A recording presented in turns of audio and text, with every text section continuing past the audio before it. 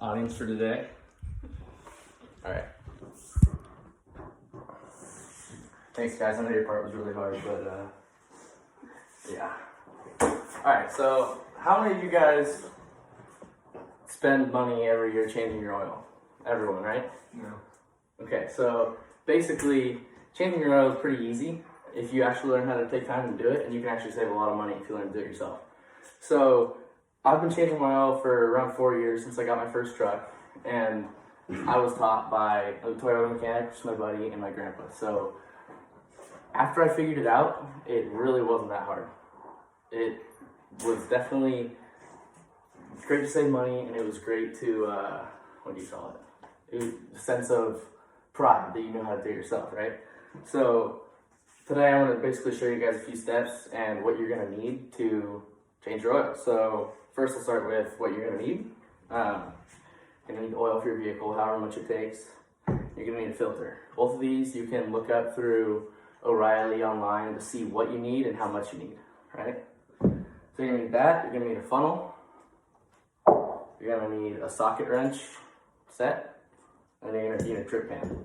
If your car's low to the ground, you might need a jack and jack stands so you can get under it, but if you have a truck or a lifted vehicle, it won't be a problem. So after you have all your supplies, you might need some paper towels and a rag too for cleanup, but once you have all your supplies, then you're gonna need the steps, right?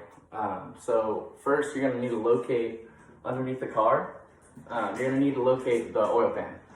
It's gonna have a little bolt in the bottom that you're gonna eventually unscrew, but first you need to locate that, and then you need to locate underneath the hood the oil filter. So first you can start by finding the right socket. You find the right socket and go underneath, and you can start loosening that bottom bolt. Definitely don't want to take it out yet, you want to leave it in. And another tip, you just want to make sure the truck or vehicle hasn't been running in a few hours so it's not hot, because you'll burn yourself. But you do want to go up top, under the hood, and find the oil filter. You want to start unscrewing it. It might be tight on, you might need someone with a lot of strength to twist it off.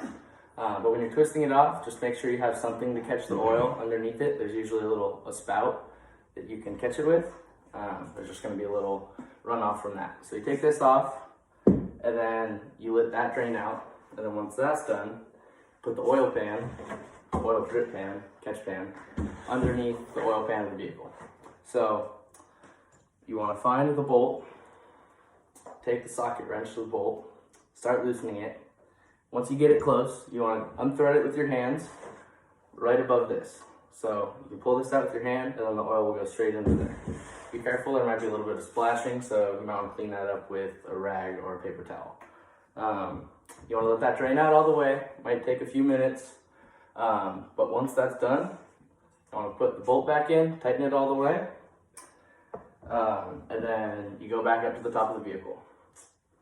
So you're going to take the oil filter, take a little bit of the new oil. I'm not going to do it just because it's pretty dirty, but you put some on your finger, rub a little bit on the seal. It creates a nice seal for the filter.